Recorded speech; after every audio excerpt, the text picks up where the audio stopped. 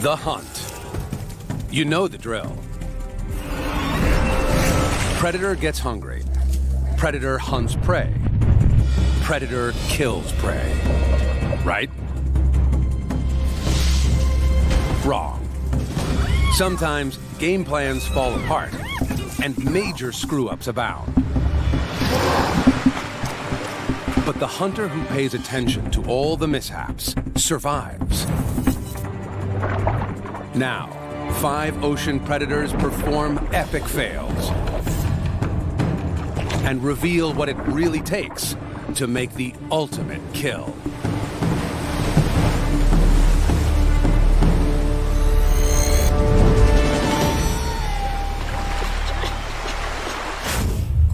Of all the fish in the sea, this is the top predator, the great white shark. A 5,000-pound male starts a hunt. He hasn't eaten for 3 days.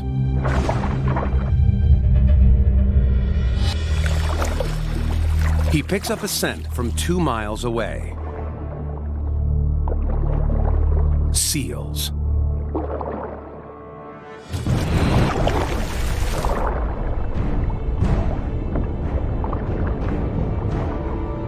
He's a great hunter, but he's not perfect. Great whites are unsuccessful more than half the time.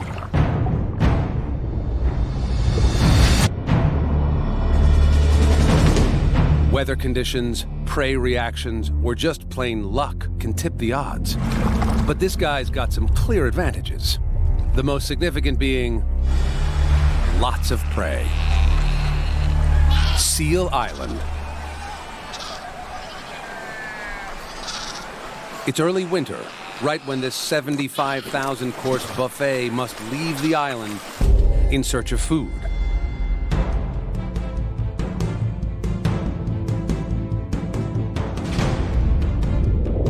It's the pup's first try at swimming.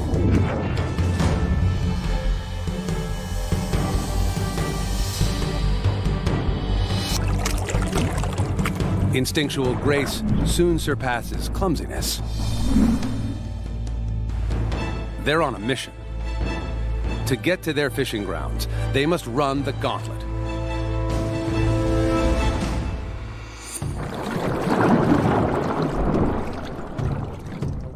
The great white waits patiently.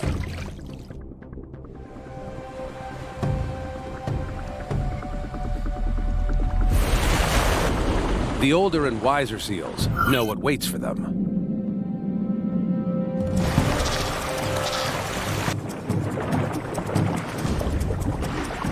The youngsters don't know any better. Hunger is a cruel taskmaster.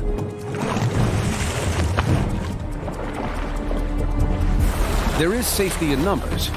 Lagging behind increases the chance of becoming a target. The littlest ones try to keep up.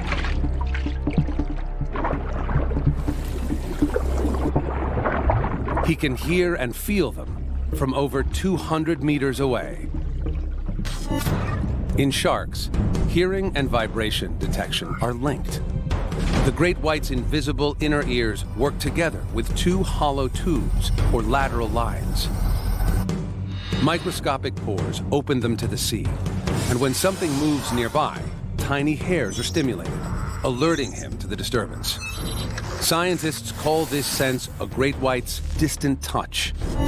He can smell them, he can hear them, and by his distant touch knows they're close. He just needs visual confirmation.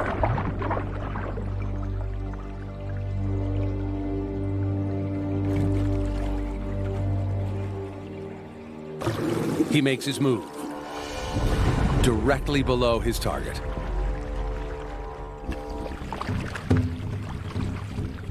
Then, he stokes his engine.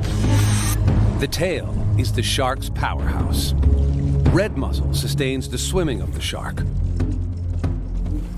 while white muscle allows for sudden bursts of speed, like a rocket booster, to launch upwards at speeds of up to 25 miles an hour.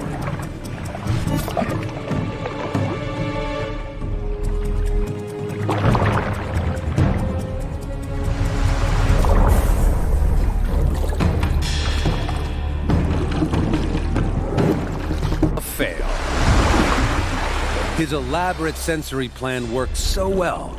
He pinpointed a target and initiated the attack. The strike was textbook, except for a curveball. Clear skies and calm seas, like today, worked to the prey's advantage. The seal's whiskers detected tiny vibrations, so he was aware of the shark before he became dinner.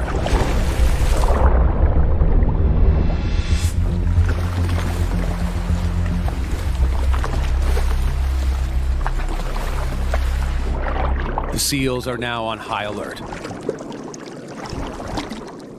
The pups will head home in a few hours. By then, they'll be exhausted and easier targets. He slows his pace to save energy. The hunger pangs don't go away.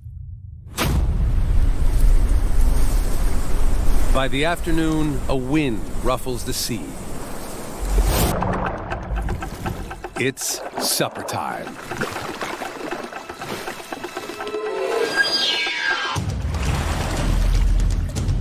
He targets a young straggler. Younger seals are easier to hunt. Speed and agility come with experience.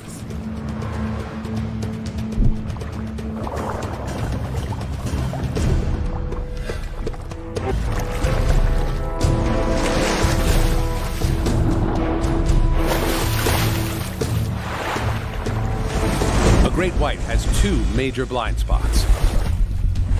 Directly in front of the snout and right behind the head. The seal luckily lands in those spots. Agility wins. The seal makes it to the kelp. Double fail. Seal.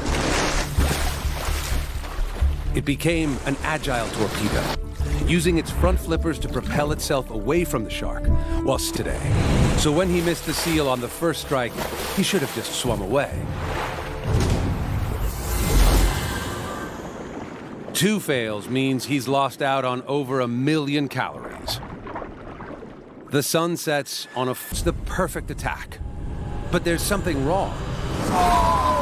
It's a decoy seal set by a tourist boat to lure the shark.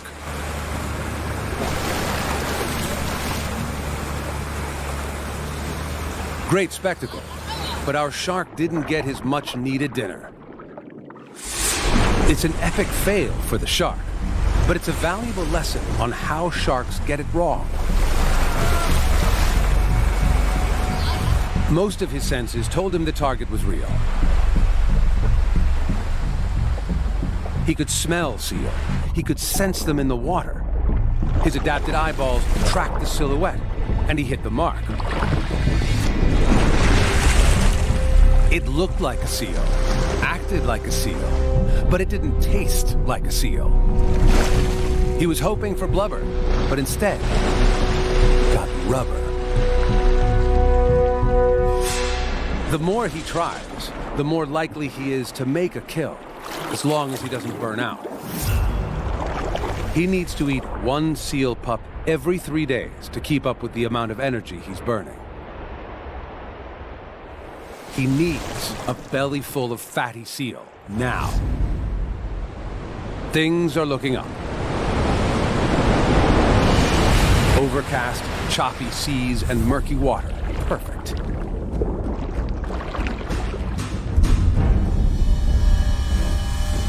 No longer in tight formation, the seals are trickling in from their 3-day fishing trip.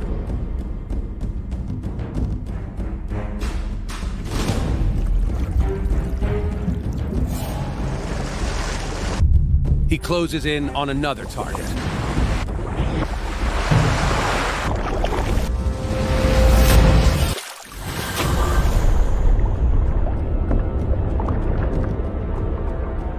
This time, the shark launched the strike just as the seal was taking a breath of air. He can rip off 20 pounds of seal flesh in a second. His teeth are like saw blades, slicing off giant mouthfuls.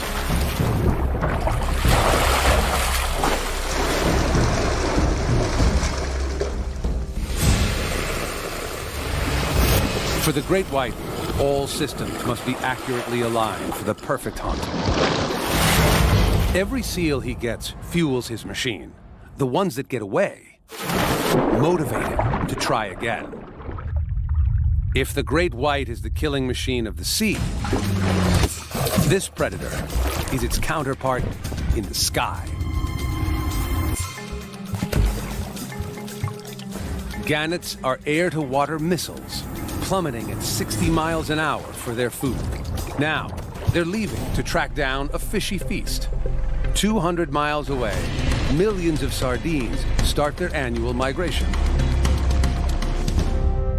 The sardines form one of many massive clouds of fish, called shoal, to follow blooms of plankton. It's time to fly or die.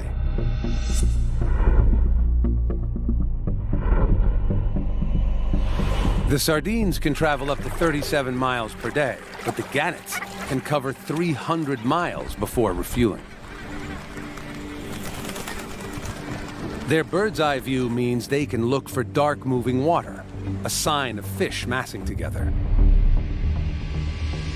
Unlike most birds, their eyes face forward, giving them binocular vision. They see them, or so they think. They were hunting for sardines, but instead, they've got a shoal of thousands of mackerel, bigger, more challenging fish to hunt. The shoal is at least 30 feet below the surface. The gannets prepare their superpower. They climb to almost 100 feet to maximize momentum and gravity.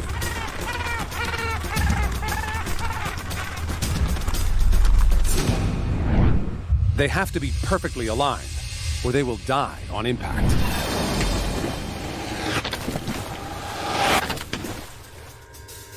Wings tuck, feet stow, then into an arrow shape.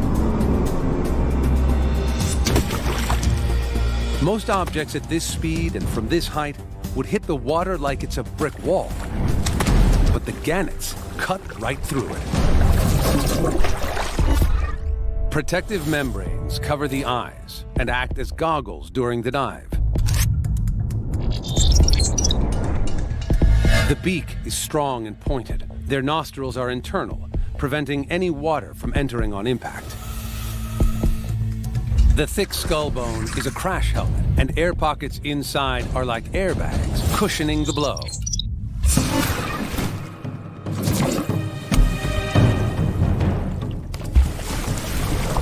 The gannet's momentum drives it 30 feet below the surface. The mackerel bunch together, making it tough for the gannets to pinpoint one fish. There's strength in numbers. And then the ball descends deeper, away from the menace above.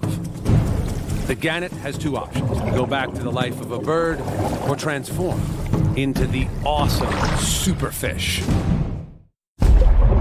The gannets won't give up. Instead, these birds turn into superfish. They flatten their wings and swim.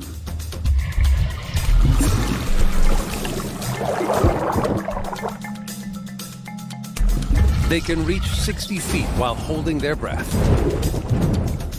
They close in on the big ball of fish.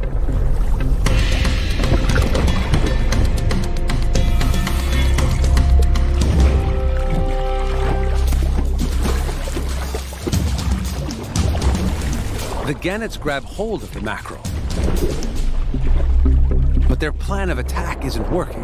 The mackerel are wriggling free, despite serrations near the tip of the gannet's bills, good for gripping slippery fish.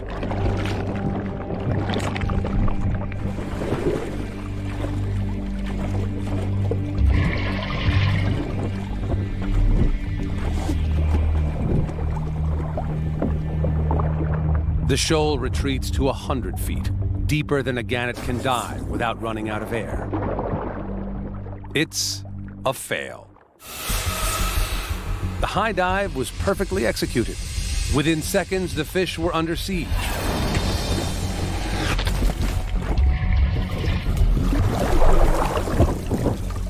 But when they grabbed the prey, the mackerel slipped free.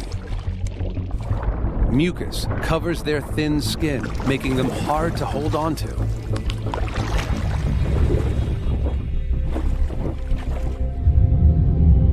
The gannets are tired from the lengthy flight, and today the strong swimming mackerel proved too much for them. Then the entire shoal descended beyond gannet depth.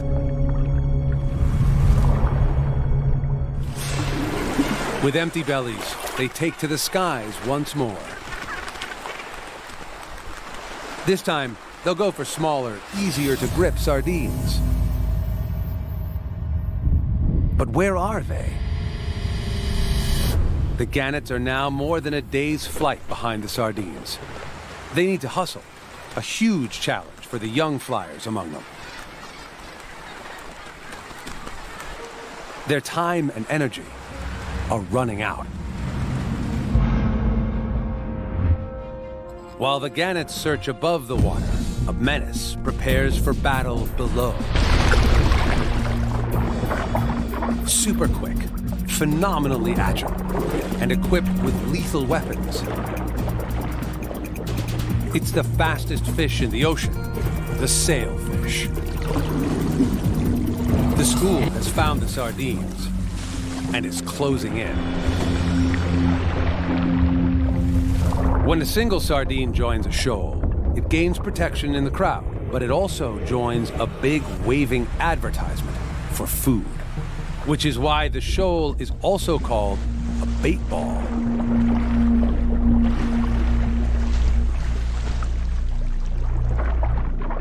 This sailfish feels the water pressure vibrations of the shoal, and it knows it's big.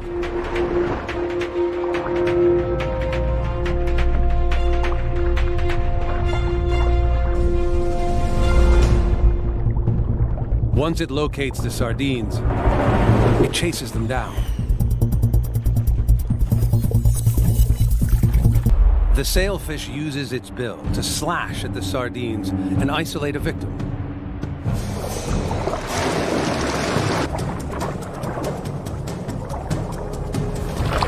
The next sailfish in line takes aim and strikes. It's completely off. When one misses, another is ready to take its place. Another fail. Or is it? Sailfish don't just pick off individuals. They hit multiple sardines over and over again.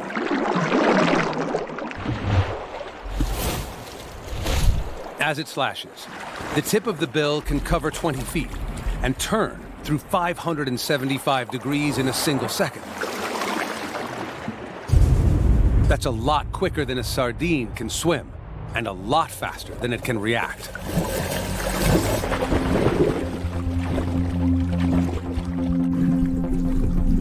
The more the sailfish strike, the more they injure and exhaust the sardines.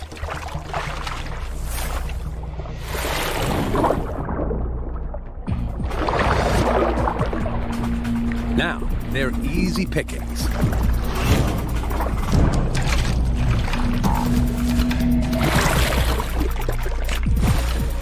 Skewering may not be the intention, but it works.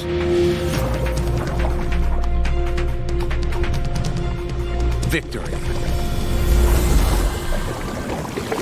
The sailfish were relentless in their attack. First, they teamed up and moved their targets into position. Then, they used their 2-foot-long bills to wound the sardines and wear them down. This first attack took its toll.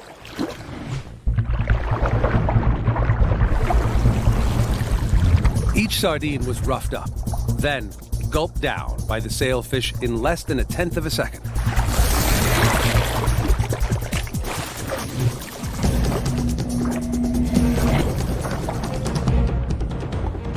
Every sailfish ultimately got a meal. Sailfish are superb killers with specialized strategies. But it's the orca that takes the prize for the craziest hunter in the sea. No other animal risks its life to get a meal with such an outrageous stunt. It's January along the Argentine coast, and the sea lions have come ashore to have pups. Sea lions are agile, but on land, they're clumsy and awkward. The pup's kindergarten beach seems secure. But the sea is the hunter's hideout. Seals take their first swimming lesson in the shallows.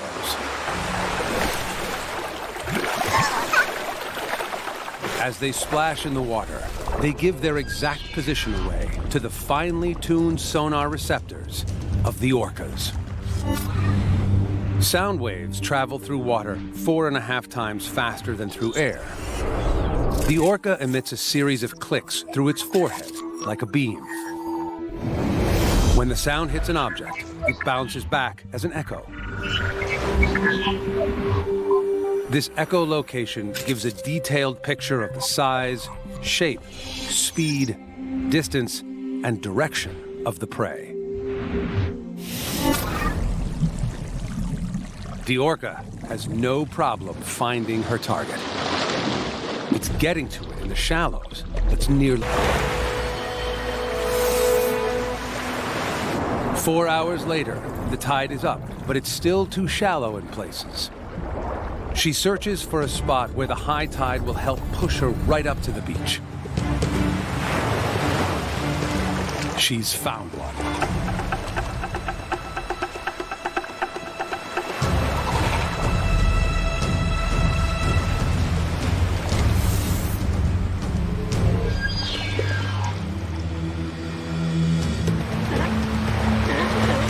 She gears up to perform a super stunt, totally unique to this pod.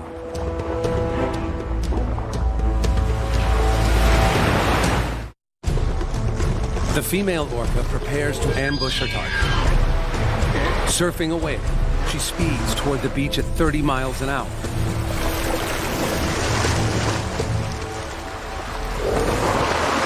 It's a fail.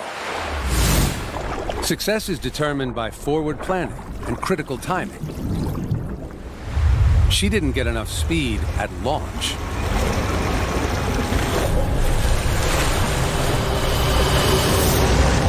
Then, at the last minute, she ran out of water to surf and put on the brakes. This gave her away, and the pups escaped. It's a skill that takes years to get right. She tries over and over.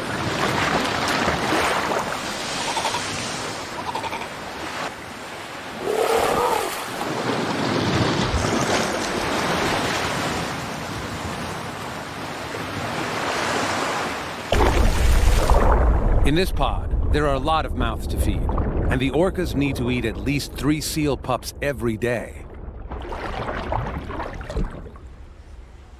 Without warning, another orca launches a shore hunt. He's got a reputation as the expert hunter in the pod. His technique is to catch a wave and surf to the seal.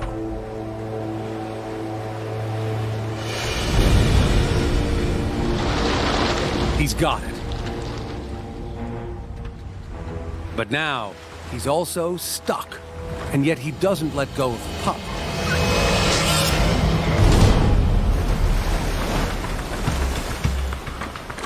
He'll die if he doesn't get back into deeper water.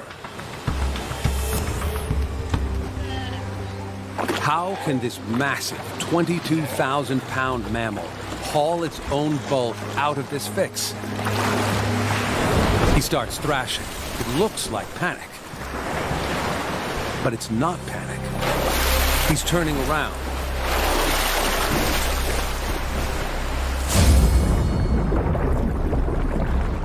He's free.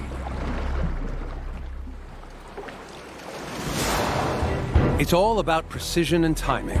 He caught the force of the wave, which delivered him right to the seal. His power and bulk created enough momentum to throw him high up the beach. His expert breaching turned into a temporary beaching. But he got out of it with a technique he's been perfecting for years. The wiggle, all with the seal still trapped in his mouth.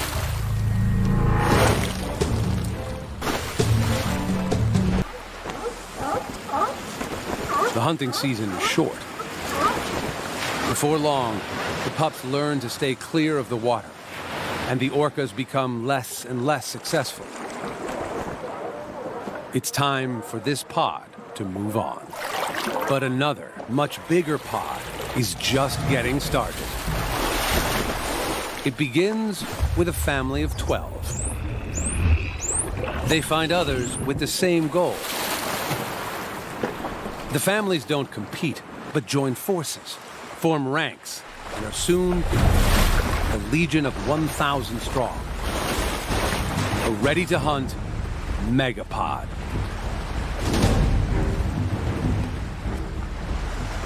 They've got 300 miles to cover to reach their target off the coast of South Africa.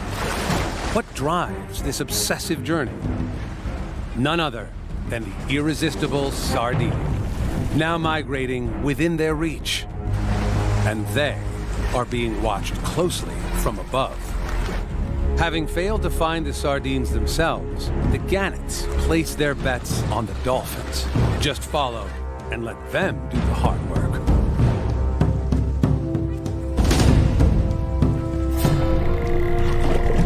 Like their giant dolphin cousins, the orcas, they use their sonar to communicate, navigate, and home in on their prey with deadly accuracy.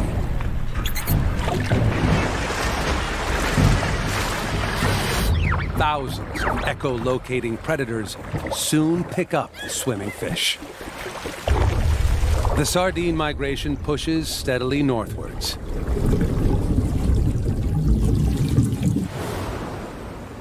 This shoal is an astonishing 9 miles long, 2 miles wide, and up to 130 feet deep.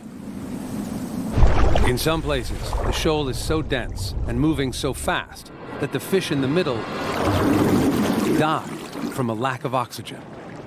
More than 500 million fish are swimming towards the dolphins. It's impossible for a shoal this big to hide from the megapod's detection system.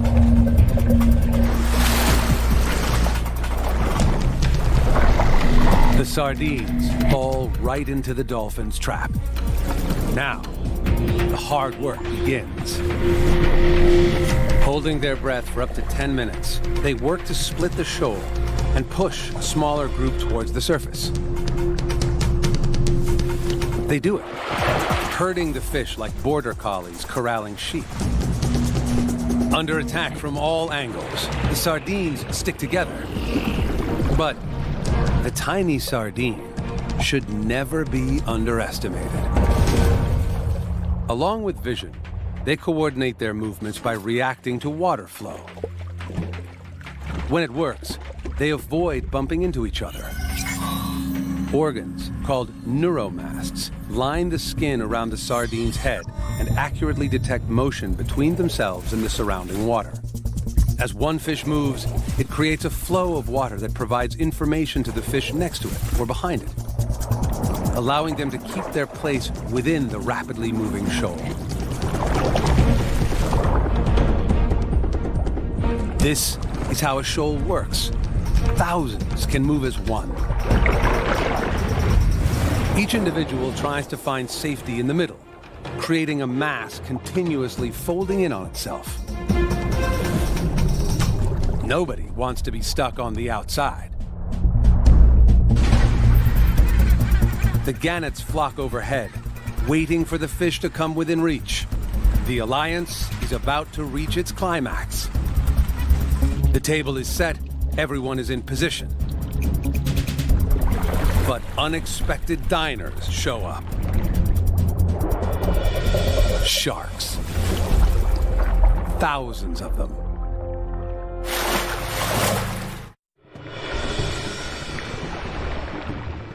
The dolphins and gannets hold back. Feeding with the enemy means they could easily become a meal themselves.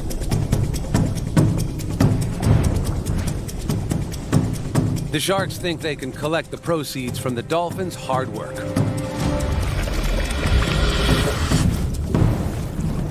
They bully their way in,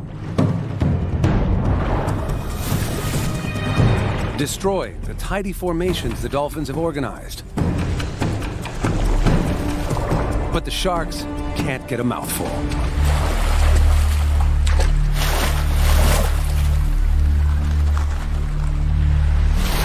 The dolphins regroup. Just maybe they can patch up the mess.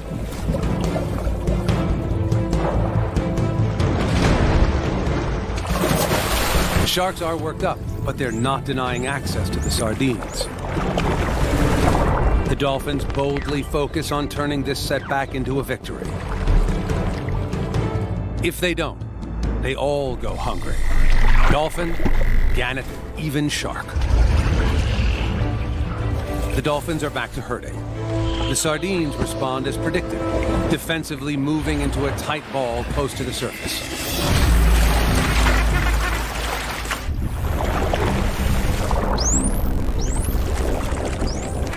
The gannets watch the turmoil from above. They're done with waiting.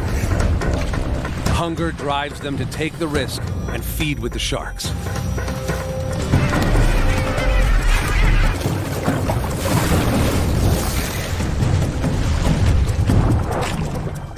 The feast fast becomes a frenzy.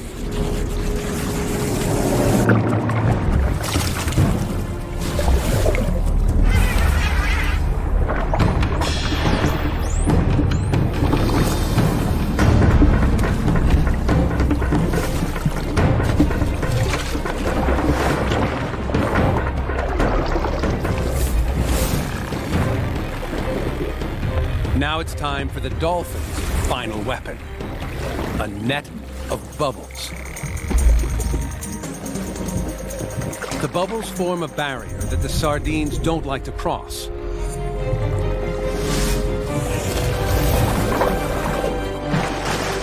With no escape, the shoal is shrinking fast. Shark, bird, and dolphin all get a piece of the action, until a newcomer completely changes the game again. It appears out of nowhere like a high-speed train.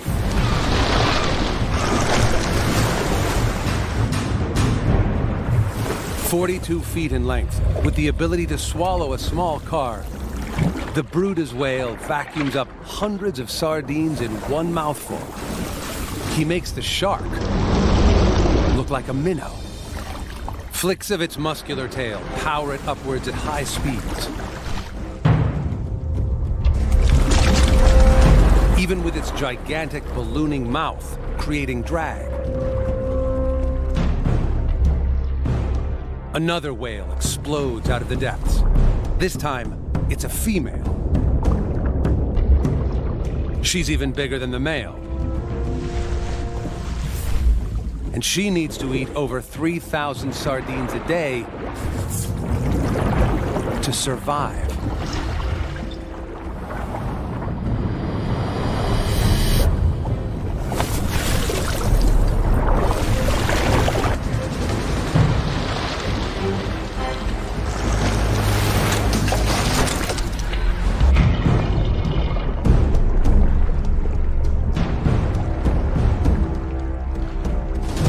The whales triumphed in what the sharks initially attempted, a latecomer cleanup job.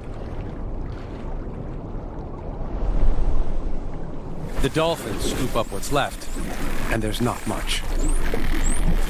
Only one lucky sardine survives. It sees a gap, hightails it out of there. It was a surprising, multi-staged, multi-species kill, with critical turning points. The dolphins were the masterminds, tracking the shoal with sonar. The gannets used them to locate the migration.